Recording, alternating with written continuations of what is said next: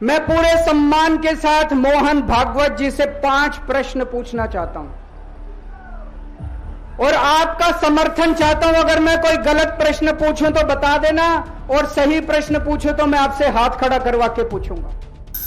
दिल्ली के पूर्व मुख्यमंत्री अरविंद केजरीवाल ने जंतर मंतर पर जनता की अदालत को संबोधित करते हुए पीएम मोदी और केंद्र की एनडीए सरकार पर जमकर निशाना साधा।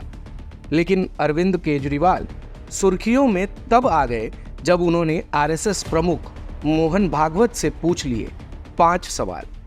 जी हाँ, वैसे भी देश में परसेप्शन पॉलिटिक्स के अंदाज को इजाद करने में अरविंद केजरीवाल को प्रमुख तौर पर गिना जाता है, लेकिन इस दौरान उन्होंने आरएसएस पर ही एक तरीके से निशाना साध दिया। उन्होंने आरएसएस प्रमुख से पूछा कि जिस तरह से पीएम मोदी सीबीआई का डर दिखाकर सरकारें गिरा रहे हैं, क्या आरएसएस उससे सहमत है? अरविंद केजरीवाल ने एक के बाद एक 5 सवाल आरएसएस से पूछ डाले। आइए जानते हैं कि वो 5 सवाल कौन से हैं। जिस तरह मोदी जी ईडी सीबीआई का डर दिखाकर सरकारें गिरा रहे हैं, क्या आरएसएस उससे सहमत है? मोदी जी ने सबसे भ्रष्ट नेताओं को बीजेपी में शामिल कराया, क्या आरएसएस मोदी जी से सहमत है? जेपी नड्डा के बयान से आरएसएस दुखी हुआ या नहीं? 75 साल वाला रूल मोदी जी पर लागू होगा या नहीं? बीजेपी आरएसएस की कोख से पैदा हुई है। कहा जाता है कि यह देखना आरएसएस की जिम्मेदारी है कि बीजेपी पथभ्रष्ट न हो।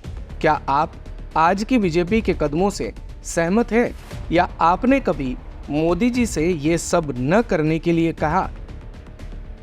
आपके राष्ट्रीय संयोजक अरविंद केजरीवाल ने इस दौरान कहा कि अन्ना आंदोलन 4 अप्रैल 2011 को जंतर मंतर से शुरू हुआ था।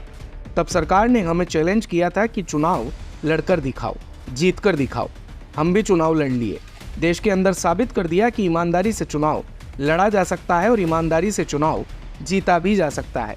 हमने सरकार चलाई, बिजली पानी फ्री कर दिया, बसों में महिलाओं का सफर फ्री कर दिया, इलाज फ्री कर दिया। ये देखकर मोदी जी घबरा गए और हमारे ऊपर झूठे आरोप लगा दिए और जेल भेज दिया। केजरीवाल ने दिल्ली शराब नीति घोटाले का जिक्र करते हुए कहा कि वकीलों ने कहा है कि यह केस 10 साल भी चल सकता है। मैं इस दाग के साथ नहीं जी सकता, इसीलिए सोचा कि जनता की अदालत में जाऊंगा। अगर मैं बेईमान होता तो बिजली फ्री करने के 3000 करोड़ खा जाता, महिलाओं का किराया फ्री नहीं करता, बच्चों के लिए स्कूल नहीं बनवाता। दरअसल अरविंद केजरीवाल को सुप्रीम कोर्ट से इस केस में जमानत मिली है, जिसके बाद उन्होंने सीएम पद से इस्तीफा दे दिया। अब बताया जा रहा है कि दिल्ली की 70 विधानसभा सीटों पर जाकर के अरविंद केजरीवाल जनता की अदालत में जाएंगे। दिन भर की सारी अपडेट्स के लिए सब्सक्राइब करें भारत कवरेज को, और हाँ, बेल आइकन दबाना ना भूलें ताकि आप रहें अपडेटेड हमेशा।